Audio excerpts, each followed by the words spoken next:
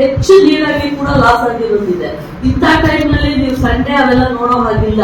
ನೀವು ಕೂತ್ಕೊಂಡು ಕೆಲಸ ಮಾಡ್ಲೇಬೇಕು. ನನಗೆ ನೀವು ರೀಸನ್ ಕೊಡ್ಬೇಡಿ 5 ದಿವಸದಲ್ಲಿ ಎಂಟ್ರಿ ಮಾಡಕ್ಕಾಗಲ್ಲ. 5 ದಿವಸದಲ್ಲಿ 6067 ಎಂಟ್ರಿ ಆಗಿರ್ಲೇಬೇಕು. ಚಿತ್ರದುರ್ಗ ಜಿಲ್ಲೆಯ ಹಿರಿಯೂರು ತಾಲೂಕಿನ ಪ್ರವಾಸಿ ಮಂದಿರದಲ್ಲಿ ಶಾಸಕರಾದ ಕೆ ಪೂರ್ಣಿಮಾ ಶ್ರೀನಿವಾಸ್ ಅವರ ಅಧ್ಯಕ್ಷತೆಯಲ್ಲಿ ತಾಲೂಕಿನ ಸರ್ಕಾರಿ ಅಧಿಕಾರಿಗಳ ತುರ್ತು ಸಭೆ ನಡೆಸಲಾಯಿತು. ಈ ಸಭೆಯಲ್ಲಿ ಮಾತನಾಡಿದ ಹಿರಿಯೂರು ತಾಲೂಕಿನ ಶಾಸಕಿ ಪೂರ್ಣಿಮಾ ಶ್ರೀನಿವಾಸ್, ಕಳೆದ 2 ವರ್ಷಗಳಿಂದ ಕೋವಿಡ್ ಹಾಗೂ ಒಮಿಕ್ರಾನ್ನಿಂದ ತತ್ತರಿಸಿದ ಜನ ಇದೀಗ ಅತಿಯಾದ ಮಳೆ ಗಾಳಿಯಿಂದ ರೈತರು ಬೆಳೆದ ಬೆಳೆಗಳು ನಷ್ಟವಾಗಿದ್ದು ರೈತರು ಸಂಕಷ್ಟದಲ್ಲಿದ್ದಾರೆ.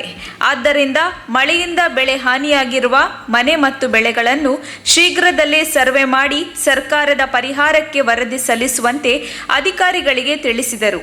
ರೈತರು ಬೆಳೆಗಳನ್ನು ಕಳೆದುಕೊಂಡು ಸಂಕಷ್ಟದಲ್ಲಿದ್ದಾರೆ. ಅಧಿಕಾರಿಗಳು ಯಾವುದೇ ನೆಪ ಹೇಳದೆ ಹಗಲು ರಾತ್ರಿ ಹಾಗೂ ರಜಾ ದಿನಗಳಲ್ಲೂ ಕರ್ತವ್ಯ ನಿರ್ವಹಿಸಿ ರೈತರ ಕಷ್ಟಗಳಿಗೆ ಸ್ಪಂದಿಸಬೇಕು ಎಂದು ಅವರು ಮನವಿ ಮಾಡಿದರು. ತಾಲೂಕಿನಲ್ಲಿ ರೈತರು ಬೆಳೆದಿರುವಂತಹ ಅಡಿಕೆ, ತೆಂಗು, ಬಾಳೆ, ಈರುಳ್ಳಿ, ಹತ್ತಿ, ದಾಳಿಂಬೆ, ಪಪ್ಪಾಯಿ, ಶೇಂಗಾ ಮುಂತಾದ ಬೆಳೆಗಳಿಗೆ ಮಳೆಯಿಂದ ಹಾನಿಯಾಗಿದ್ದು ಈ ಕೂಡಲೇ ಹೋಬಳಿವಾರು ಸರ್ವೆ ಮಾಡಿ ವರದಿ ನೀಡುವಂತೆ ಶಾಸಕಿ ಪೂರ್ಣಿಮಾ ಇದೇ ವೇಳೆ ಅಧಿಕಾರಿಗಳಿಗೆ ಸೂಚನೆ ನೀಡಿದರು. ಈ ಸಂದರ್ಭದಲ್ಲಿ ತಹಶೀಲ್ದಾರ್ ಪ್ರಶಾಂತ್ ಕೆ ಪಾಟೀಲ, ತಾಲೂಕು ಪಂಚಾಯಿತಿ ಕಾರ್ಯನಿರ್ವಾಹಕ ಅಧಿಕಾರಿ ಈಶ್ವರ ಪ್ರಸಾದ್, ಕೃಷಿ ಸಹಾಯಕ ನಿರ್ದೇಶಕಿ ಜೈಬಾ, ತೋಟಗಾರಿಕೆ ಅಧಿಕಾರಿ ಗುರುಸಿದ್ದಪ್ಪ, ಅರಣ್ಯಾಧಿಕಾರಿ ರಾಜಶೇಖರ್, ಎಇಇ ಹನುಮಂತಪ್ಪ ಸೇರಿದಂತೆ ರೈತ ಮುಖಂಡರು ಉಪಸ್ಥಿತರಿದ್ದರು. ವರದಿ Muralidharan R, Chitradurga. 100% make them to work on Sunday also. Sunday ಕೆಲಸ ಮಾಡಿಸ್ರಿ. ಇಂಥ ಟೈಮಲ್ಲಿ ನೋಡಿ 2 ವರ್ಷ ಕೊರೋನಾ ಬಂದು ತಪ್ಪರಿಸೋಗಿದ್ದಾರೆ ಜನ, ಹೌದಲ್ಲ? 2 ವರ್ಷ ಕೊರೋನಾ ಬಂತು.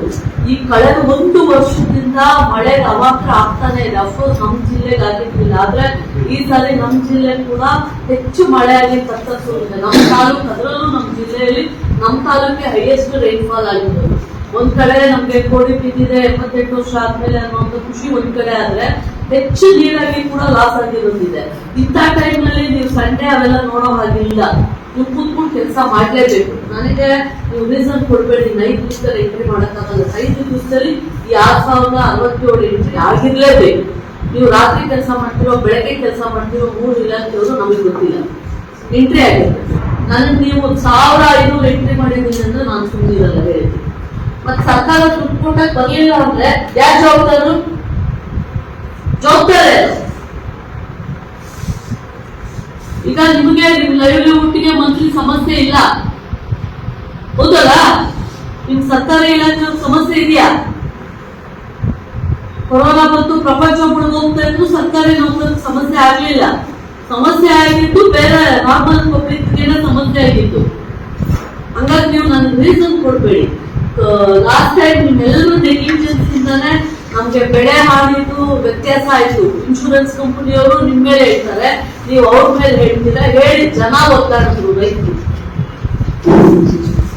ಹಂಗಾಗಿ ಬೇಜವಾಬ್ದಾರಿತನ ಮಾಡಬೇಡಿ. ರೆವಿನ್ಯೂ ಅವ್ರಿಗೆ ಬಹಳ ಸೀರಿಯಸ್ ಆಗಿ ಹೇಳ್ತಾ ಇದ್ದೀವಿ. ನೀವು ಕೃಷಿ ಮತ್ತೆ ತೋಟಗಾರಿಕೆ ಇಷ್ಟು ಜನ 6267 ಅದ್ ಹೆಂಗ್ ಡಿವೈಡ್ ಮಾಡ್ಬಿಟ್ಟು ನಿಮ್ಗೆ ಬಿಟ್ಟಿದ ವಿಷಯ ಎಂಟ್ರಿ ಆಗಿರ್ಲೇಬೇಕು.